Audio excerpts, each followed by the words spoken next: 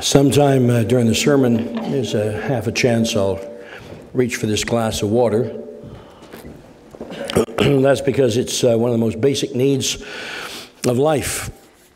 In fact, we're told that we are about 50% of water, which means I'm looking at a collection of puddles right now. And the mantra that you hear if you ever try dieting is make sure that you drink plenty of water. And make sure that you drink, just for good health, plenty of water. And in fact, the number one problem in the third world is what? Dirty water. In fact, we've contributed to the building of wells, I should say, and where we have dug a couple of wells for our congregations in Mozambique, the infant mortality rate has dropped dramatically. In fact, we have the sort of main church in Mozambique, the headquarters church, which gathers together several hundreds of church leaders from Mozambique at Easter time. And the well there will sustain them for a couple of weeks, which is quite amazing by local standards. But getting back to the point, the body needs water, needs clean water, it needs fresh water. And it's instructive throughout the scriptures that this is used as an illustration of how we should yearn for God. If you have thirst, it's instructive that something's lacking in your life. And spiritual thirst, which of course is a little more easy to ignore at times or to overpower, that's also a sign that something lacking in life. Fun fact, I mentioned that we're 50%. Factually, how much water do you contain? Think about that for a moment. If you're an adult female, believe it or not, you are 55% water. On the other hand, if you're an adult male, you are 60% water, proving that you're a bigger drip than your wife. If you're a child, believe it or not, you are 65% water. And for the babies here today, and of course they're too young to take offense at this, 70% water. So they're just happy little puddles. And that's the way it is. And to neglect the water intake for the body, I know I have a way of doing things. When I discovered it wasn't too much more to buy coffee at Tim Hortons than it was to make it at home, I don't waste time going back home. Now, if I was addicted to Starbucks coffee, I'd never leave the house because I couldn't afford it. But I go by Tim Hortons and I order extra large with 1 cream, just in case you're buying. Extra large, 1 cream. And also I throw in an order, could I have a cup of cold tap water on the side? And I say that because, number one, if I say could I have a water, they charge me $1.75 for a container of water. I'm too tight to do that. So I said, could I just have a cup of cold tap water on the side? And they always give me free water that way. And the reason I drink some water before I drink the coffee is because coffee is a diuretic. And it's going to cause me eventually to want to go to the bathroom, and it's going to take more out of me than I put in. So to maintain some sort of healthy balance, I drink water before I drink coffee.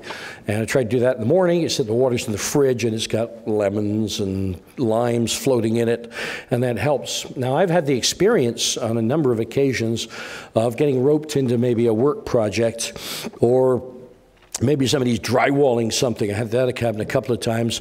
And if it's the winter, I'm usually wearing a couple of pairs of sweatpants to stay warm and a couple of shirts. And I tend to fixate on and not stop. I'm not super fast, but if I stop and sit down and eat, then I don't ever want to get up, you know. He asked me after lunch, how do you feel? I feel ready for a pillow and a warm, fuzzy blanket. So there's no point in me stopping and taking 30 to 45 minutes to an hour to rest, because rest leads to sleep, and sleep, you know, there's no work done. So I tend to keep puttering along, and I can do that for a 10 or 12-hour day. Unfortunately, I usually and often neglect to drink water, and not remembering that, you know, throughout the physical effort, I'm sweating. If it's summer, then I'm working outside, and I've been known to do this a couple of times as well. The water flies out of you. And then typically it's the end of the day. It's 6:37, and I go home, and I'd eat a monster salad or something like that. And then I eat a monster bowl of ice cream or something bad like that. And then I'll sit down, and a couple hours later, and I've had this experience half a dozen times, and I never learn, I get cramps. Get cramps in my legs, and scared the living daylights out of Shelley a couple of times because I suddenly start screaming. Say, what the heck's wrong with you now? You know, I know what was wrong with you then, but what now? I got cramps in my leg, and it really, really hurts. And I stand, and I can't walk, I can't straighten the legs, I can't do things, and I've got to be very careful. And I've had it happen actually at night when I've gone to for an hour, and I'll wake up with my toes curling in the wrong direction and things like that. And these things are the end product of not drinking enough water over a 12 to 14-hour period and sweating out way too much and not taking in enough. And I did that over 10 or 12 hours, and you better rehydrate over the next 10 or 12 hours, and you better not forget that again. But I've done it several times, and I've done it enough to know it's very, very painful, and that's what I've done to my own body. Now, you've got far more common sense than that, and you're probably in a little better shape, so perhaps you've not experienced that, but I guarantee you that when it happens to you, it is a very, very vivid memory, and it is most irksome as well. Jesus talks about this analogy of water in one's life on what is the last day of the Feast of Tabernacles. Feast of Tabernacles in the fall, an 8-day festival, starts with a celebration, ends with a celebration, and he is found in the temple. And John 7 and verse 37 tells us, as he stood and he watched the priests pouring water in this very elaborate water ceremony, it says, stood and said in a loud voice, "Let anyone who is thirsty come to me and drink. Whoever believes in me, as Scripture has said, rivers of living water will flow from within him." And that's a very great emphasis there. He doesn't say a stream of water. He says rivers in the plural of living water. You will have an abundance that will flow from you and will flow to others. And when he says, let anyone who is thirsty, the assumption is you're all thirsty, you're all in need of spiritual hydration. You are all in need of being imbued with the strength that if you don't have water to the body, you lose energy, you lose strength very, very quickly. And that is the main danger of being out in the wilderness or in a desert and not having enough water. This is why when you see people jogging these days, they're probably jogging with a water bottle on them. When you see people hiking or walking, they have a water bottle with them. And more it's common to see people going to work swinging a water bottle, having one on their It's becoming almost an obsession. You go to Costco and you can't buy a water bottle, you got to buy two of them. You know, you and a friend, or preferably you and you. And so it's we're becoming more and more aware of this. And so as we understand this is a need, so Jesus is addressing the fact that we are built to experience spiritual need or spiritual thirst in the same way. Now, we don't entirely recognize that. We always think of, well, we have needs. We have needs. We don't just necessarily describe it today as a thirst or a longing or a hunger, but we are driven by those things. And Jesus is picking up from Isaiah's statement in Isaiah 55, verse 1, "Come all you who are thirsty, come to the waters. Have no money, come, buy and eat. Come, buy wine and milk without money and without cost." And then he poses the question, why do you spend money? Why do you spend your energy, your effort, your life on what is not bread, and your labor on what does not satisfy? Listen to me. Eat what is good, and you will delight in the richest of fare. Give ear and come to me. Listen that you may live. So this is the point of his argument. You understand that you have these things that you, quote, need, unquote.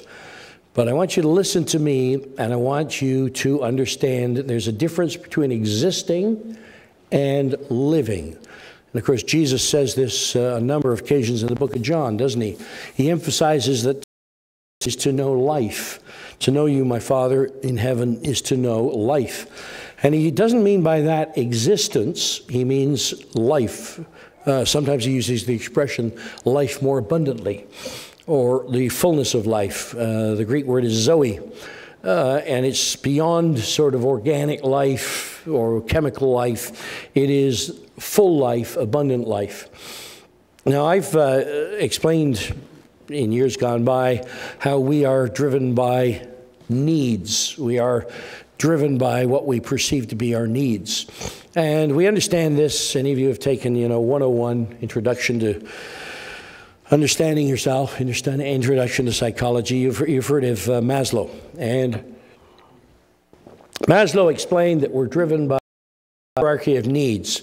And it's often expressed this way in a pyramid. And at the bottom of this pyramid, there it is, physiological needs. Food, water, warmth, rest. And of course, we would probably add one more of that, air, breathing. And after you got breathing conquered, then you need hydration. And after hydration, then an appetite for food. And then you need warmth, and then you need rest. But after that, you also have a couple of more basic needs, security and safety. You don't want to live in jeopardy and stress. And so these are the things that we begin to address. And as we move up this hierarchy of needs, then we begin to look for belongingness or love. We want a relationship. We want to have friends. We want to have the sense of family, things like that. And we move into this area of psychological needs. If you can take care of food and shelter and safety, then you begin to think about relationship and friendship. And even what we call esteem, the needs for prestige, a feeling of accomplishment, a feeling of accomplishment where you feel as though you are doing more than just living, quote, hand to mouth. You have built a little bit something in your life. And as we move through these level of needs, and sometimes we move forward and we move back, but we think less about these needs as we move up through this hierarchy. We don't worry. Very few of you are worried to drink of water because you know where the tap is. And if you're desperate, you can always storm the pulpit, this sort of thing. You're not going to be lacking water. All of you know where you're going to sleep tonight, and all of you know who you're going to have breakfast with tomorrow. These sort of things. So you don't think about it. Yeah, okay, we've taken care of those things. But finally, as you move through those stages, you reach this point of what Maslow called self-actualizing. We used to say that as youngsters. How do you feel today? Well, I feel as though I'm fully self-actualizing. Huh? What do you mean by that? Well, I'm firing on a few cylinders here. I'm doing okay. Or if you wanted to sort of tease somebody, hey, you look fully self-actualizing. What does that mean? Well, you look as though you got it all together. As Roger Miller said, you got both hands on the wheel and your shoulders right back. It all means the same thing. But in the case where you move up through these stages of taking care of the basic needs, the psychological or emotional needs, and you think less of those, you begin finally to think of self-fulfillment. In other words, achieving your full potential. Creative activities. Now I have time for art. I have time for music. I have time for perhaps humanitarian things. And you see this in an interesting way. You think of men who've really, really made it. They say the most wealthy man in the world today is Bezos, owns Amazon. He's described as a bit of a socialist. And I was having a discussion the other day, why is this dangerous billionaire a socialist? Well, he's made money, so much money of it that he can't give it away. He's got so much of it. And now he's got a little time left over, if you will, to think about the state of humanity. And we hear about that. Warren Buffett, who's made a ton of money, annoyed a lot of people by saying, you know, really, I should pay more tax. I should contribute more to society than I do.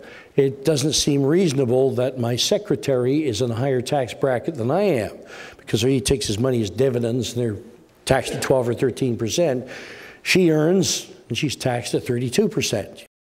Yeah, so it doesn't make a lot of sense. The mayor of New York had time enough in his life that he stepped aside from making billions, de Blasio, and wanted to think that he could contribute more to the people of New York than just being the wealthiest citizen, things like that. And so you find this. Bill Gates gave up being the inspiration and the driving force behind Microsoft, and he and his wife seek out projects where they hope that they will fulfill the needs of humanity, and that they find they're rewarding. And so you see this phenomena that as we move through the level of needs, we think less about the ones we put aside. But eventually those who reach the top of this pyramid think more and more, usually because they see that as much as they do, there's so much left to do. They are so limited, and mankind is so hampered by, well, our own selfishness and our own greed. And so there tends to be the tendency to think more about those things. Now, Jesus challenged us on the matter of thirst and yearning in life when he said this in Matthew 6. He said, "Do not worry, saying, what shall we eat, or what shall we drink, or what shall we wear?" What? Those are the first things on my mind. That's what preoccupies me. Now, he didn't mean to say, you know, get up in the morning and don't worry if you have pants on or not. But what he was saying is, don't worry whether or not you have the very finest of clothes, whether you or you have that. He said, don't be driven by this. Why? For the pagans run after all these things, and your heavenly Father knows that you need them. So, on the one hand, yeah, this is a legitimate need. I built you to need to be clothed and fed and to experience family, friendship, things like that. I built you to know these things, but be careful how you handle them. Seek first his kingdom and his righteousness, and all these things will be given to you as well. They will find their priority. They will find their fulfillment in your life, but in the right proportion and the right order. Now he goes to give advice, don't worry about tomorrow. Tomorrow has enough stress and strain of itself. Each day has enough trouble of its own. So focus on that, and realizing that, you know, as if you live today and you work through today, okay, don't be stressing out because you feel driven towards some higher purpose. Once you connect with your Creator, you have connected with the highest purpose of all. You were created to know and to love your Father in heaven, and to understand eternity with me, Jesus is saying. So find that balance and that equilibrium.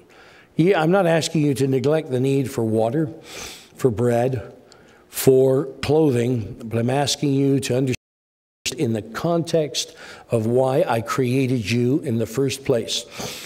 And your overwhelming urge or desire should be to know me, to see me in all of the experiences of your life. Oh, that's a little different. That sort of denies the natural pyramid. That denies the usual progression. Maybe when we have time left over, we'll worry about these things. Maybe when we have time left over and money left over, we'll support humanitarian efforts, or we'll support the gospel, or we'll support things like that. But, you know, I come first, and my needs come first. Well, no, you're going to have to balance these things out, Jesus said. I'm not denying the needs, but I'm first. Your overwhelming thirst should be to understand why you were created in the first place. The psalmist In this case, David, who appears to be in the wilderness, and he spent quite a bit of time in the wilderness, running from Saul, other times fighting battles into midlife. He didn't really get to relax too much until later in his reign. But this is one of his Psalms, in Psalm 63. He says, "You, God, are my God. Earnestly I seek you. I thirst for you. My whole being longs for you in a dry and parched land where there is no water." And so I've seen this illustrated. In fact, I found it on an illustration here. These words set against a parched background that illustrates how he is experiencing the wilderness, the Negev desert, or wherever he is at the time, and he's thinking about how much he needs God because he's being pursued or being threatened or being put upon. And there were a lot of times when he had those things happening, and life just went crazy for him. And he's saying here, I am learning that my life hangs in the balance constantly. And of course, we're not stressed to that point, so we never just cry out and say, I'm absolutely desperate and thirsty for God. But he is saying, I feel this distress. And it puts into context exactly what I'm experiencing in this life. Had a little bit of that the last few days, especially yesterday when it seemed I like to dial through the numerous points of view that you can see. I start at Fox because that's where my wife and I start, and then I'm allowed to digress a little bit. And if she comes back in the room, "Yeah, watching that one?" "Yes, I am." "Well, you realize?" "Well, never mind. I'm dialing through them, getting a perspective of the entire. You talk about frustrating, a number of people blabbing on about a report they hadn't read and speculating about what it said. And then there are those sort of are just, they're just angry because as a result of investigating something where I think it's like quite a few months ago, they just identified the number of troll farms in Ukraine and Russia, I'd St. Petersburg, that had been, messing with people's minds on the web. It had nothing to do with the parties. They may have, Mr. Putin really intensely dislikes Mrs. Clinton because she opened her mouth and said some harsh things about him, and his feelings were hurt.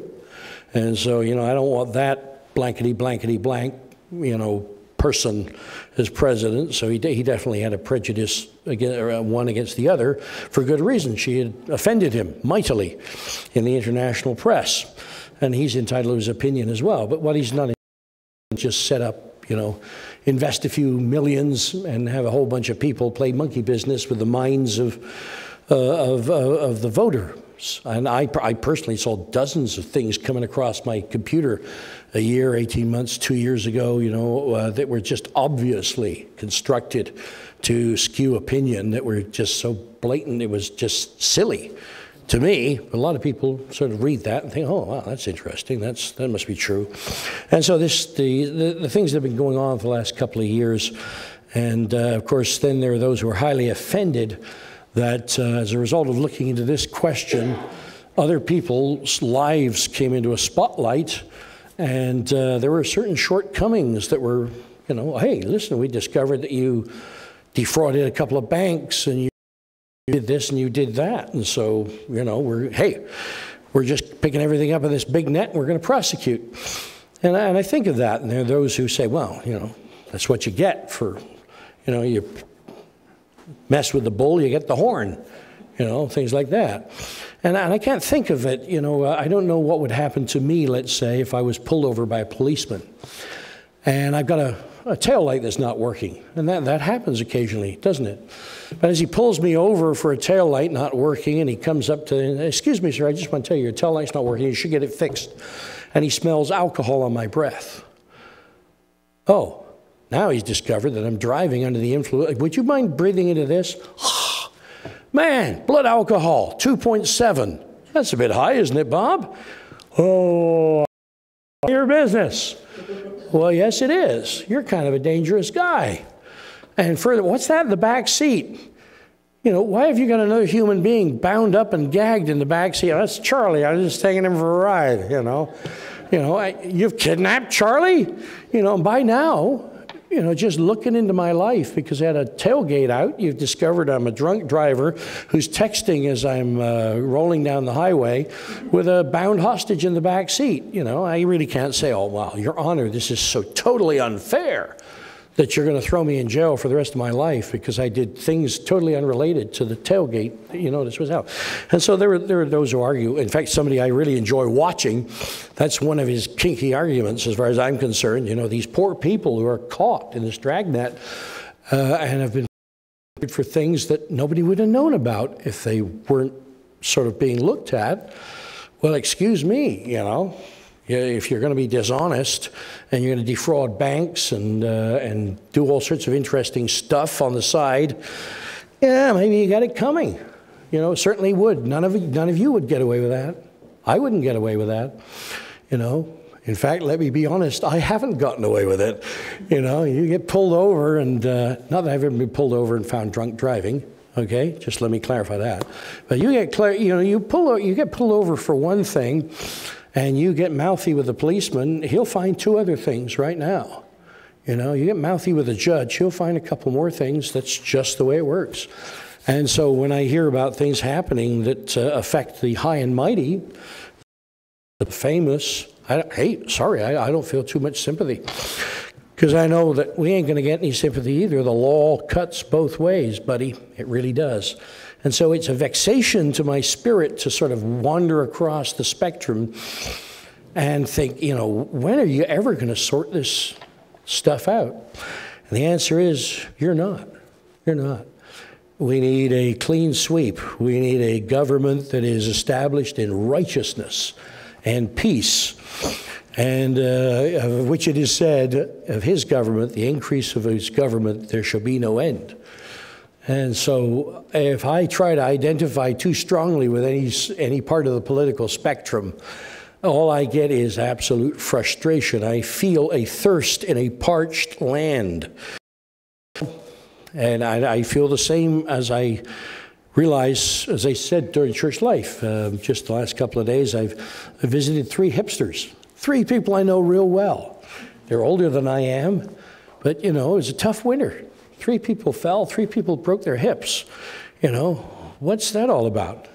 Getting old, getting fragile, you know, blessed to live to 101 and burdened with the fact that I'm feeling 101.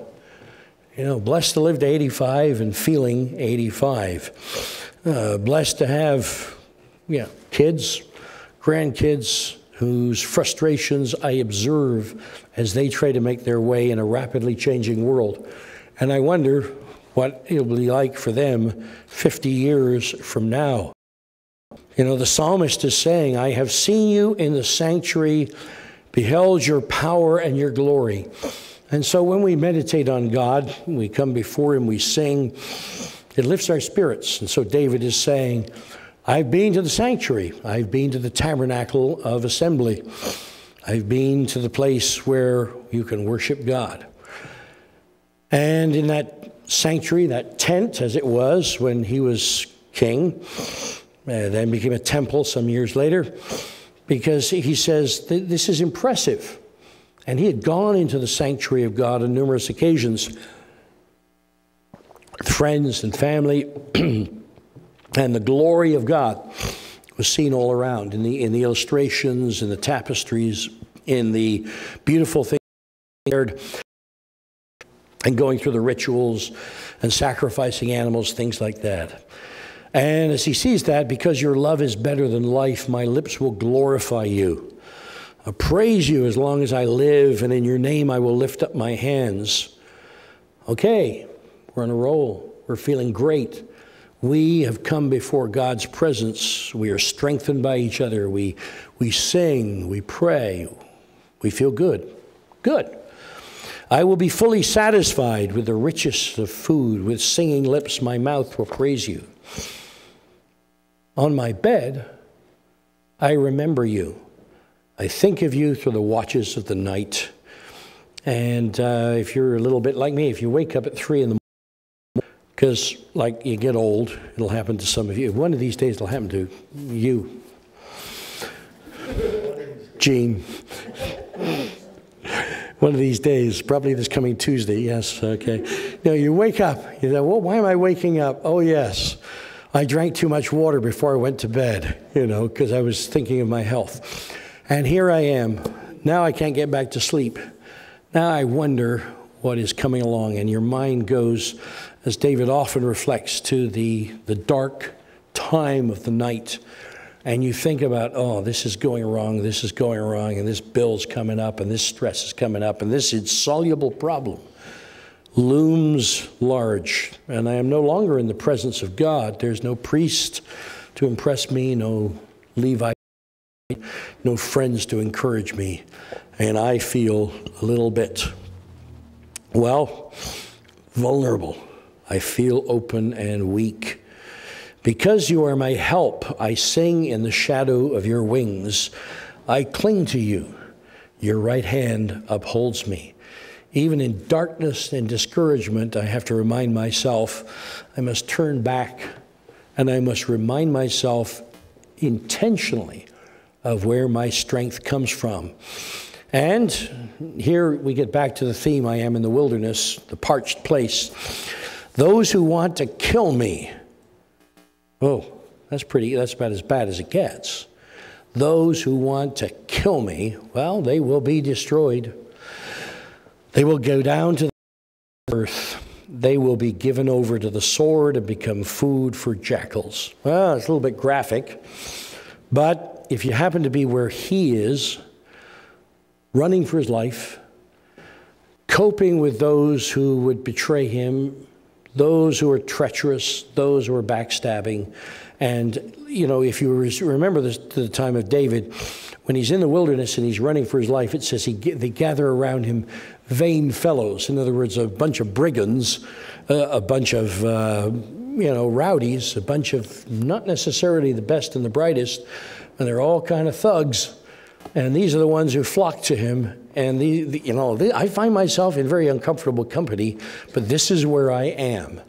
And to balance that out, I have the king with his army after me in my youth. Or I have others who betray me. Now I'm king.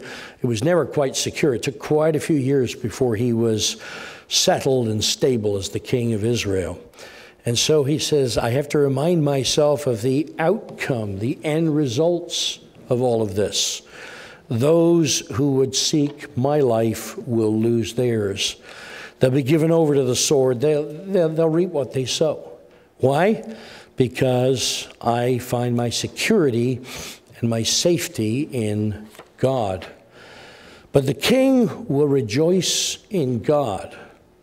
All who swear by God will glory in him, while the mouths of liars will be silenced. And throughout this, the whole theme is, I will have my spiritual thirst slaked. I will be satisfied. I will be stabilized. I will be secure. And I have to depend on that. I have to look to that. I have to want that. And that's a very difficult thing to grapple with, especially when most of your needs are met and the desire to conquer the insecurity. And life tends to bring this back around. You know, there are grinding moments when you feel so vulnerable that suddenly you realize, yeah, this thirst that I've been ignoring is being highlighted here. You know, Jesus, at this time of year, took himself into the wilderness and denied himself the basics. There was no food in the wilderness. I'm not going to speculate as to how he went for 40 days and 40 nights, whether or not he went without water. There are those who will argue back and forth on that, whether or not his human body could be sustained without water for 40 days. I do know the story of one lady, and I knew her name as well. This is back in the early 50s, but she very stubbornly decided to fast 40 days, just as Jesus did, and she died. You and I cannot go 40 days without food, without water. I don't care how comfortable the circumstances. The human body that we have will not. Now, exactly how Jesus experienced that 40 days, it very specifically says at the end of 40 days he was hungry. All right, it very specifically says that. And angels came and basically had to pick him up and sustain him and nourish him. We know that he was in the wilderness without shelter. So the best he had was a little bit of a cave. And if you have ever had the privilege of just taking the journey from Jerusalem to Jericho, and you realize this is the area that Jesus was, you look at it and it is bleak. In fact, even to this day, you go from Jerusalem to Jericho, if you break down somewhere halfway on the journey, they don't say AMA out from Jerusalem to pick you up. That's as simple as that, because you in the West Bank, baby, and believe it or not, that area is still administered by Bedouin law, or whatever the you're under a different law out there. And if you want to sleep out there in January or February or March, it is not as hospitable as you might wish. So Jesus takes himself into an area where he's completely vulnerable. Mark even says, he's set in about by wild beasts there. It's a very stark contrast where the first Adam is in a garden with nice furry animals that like him, and Jesus is in the wilderness without trees to give fruit, without convenience and comfort, without warm, fuzzy animals, and he faces evil. And he faces the great challenges. And this is what the psalmist is reflecting upon, and somewhere or another life brings us around to. Suddenly our security is swept away. The supports collapse that we thought we had in several areas, things like that. And we find ourselves, just as myself, I can go 8, 10, 12 hours and forget to drink, forget to eat, because that's just the way I am. And then at the end of the day, I eat and I'm satisfied, and I drink and I don't think about it. But the body at a particular point screams out, you've neglected us, your muscles, your sinews, you've neglected for 12, 14, 15 hours, and you just can't make it. You are going to suffer cramps and discomfort. And so you're going to have to endure something here. And so life brings around these crises, these difficulties that cause us to focus on what is the greatest thirst I really have that I've been ignoring, and brings us back to the spiritual reality. And you ask yourself, well, why that experience? Well, it's the only way we tend to learn why we're recreated in the first place. And it is an experience that then equips us, hopefully, to have empathy for others, to have what it takes to support and to comfort others. And you don't realize this. I had this just a few weeks ago. My little buddy, your little buddy, went back to the Philippines for a few weeks, and we had a mutual friend who owed him a little money. So he said, I'm flying out tomorrow, and our buddy owes me some money, and I'd really like to take the cash with me to the Philippines and to be able to support the family there. So I said, okay, here's the money. I'll go get it from our buddy. So I went to see our buddy, who happens to be the Hindu tradition. And so I called him and say, hey, Ram, I'm going to come over and squeeze some cash out of you because I gave it to Noah.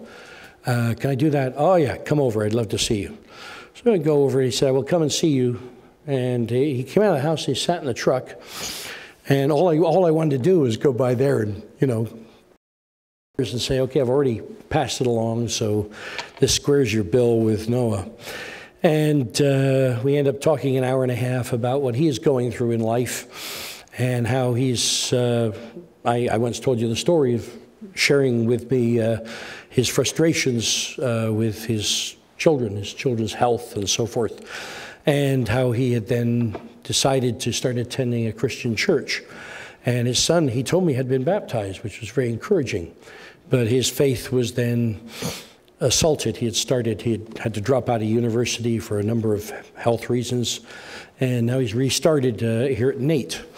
But he talked about the things that tear at the young man's faith and cause him to really want to begin to deny it all of a sudden, even though he had found strength and help during a lot of emotional and spiritual battles he was going through. And we ended up having a long conversation about that, which I don't normally have with people that are not in my immediate community of fellowship.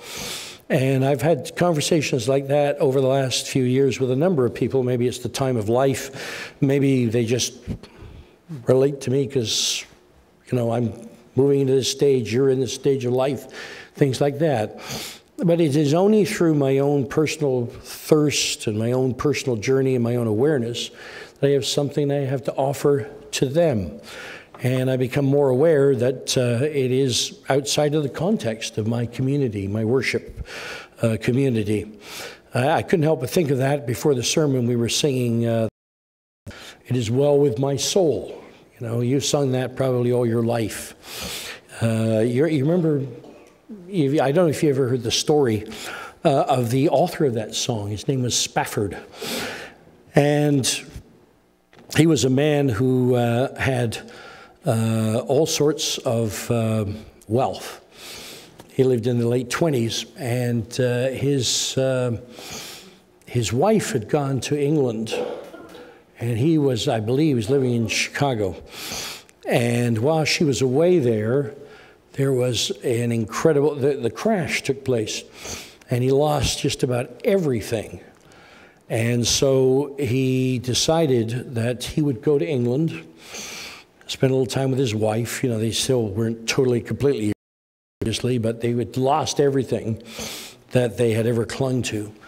And he was delayed in the departure, so he sent his daughters ahead.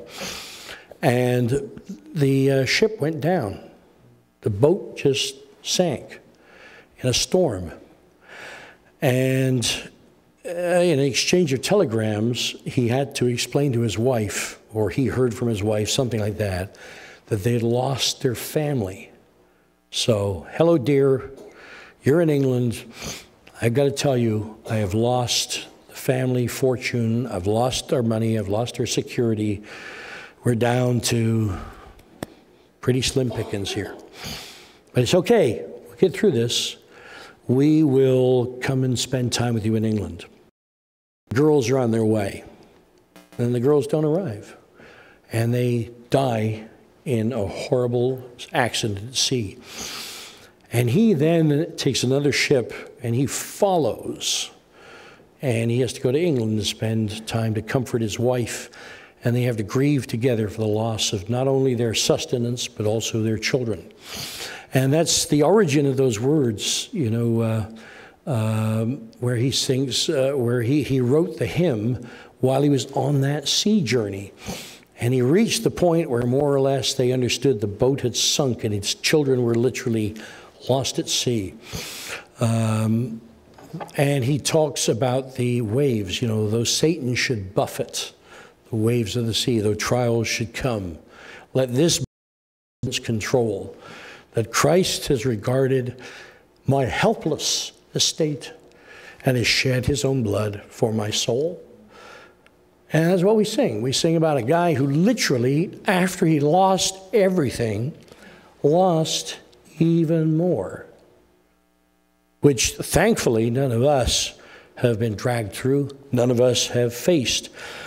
But something like that awakened this deep understanding in himself that there is a thirst for something beyond this series of needs, that once they're satisfied, well, we move on to something else.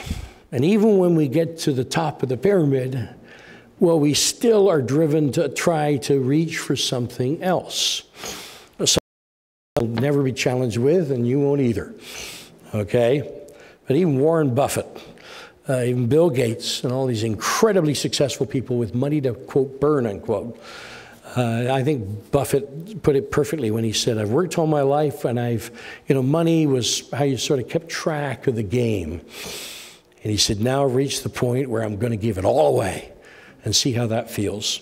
And so he's endowed all sorts of charities, and he wants to see good. And the ultimate compliment he gave was to his wife, of all things. He said, she more or less put me together and gave me a life. Oh, that's interesting. So even if you get to the top of the pyramid, there's still something completely missing, which is a thirst in. And so as we think of Jesus, who literally goes into the wilderness to face thirst and to find fulfillment so that he in turn can share it with us, we are reminded that this is the journey of life. And this is what we are challenged with on an ongoing basis. May God, first of all, give you an opportunity to slake your thirst. And may he also give you the opportunity to share that with someone else as we share this journey of life together. Let's pray.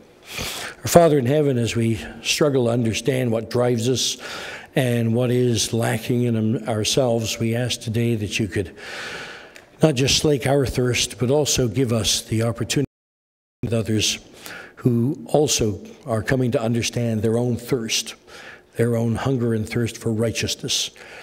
And as we do so, we ask that you could fill us and use us as your instruments to help fill others with the satisfaction of knowing you.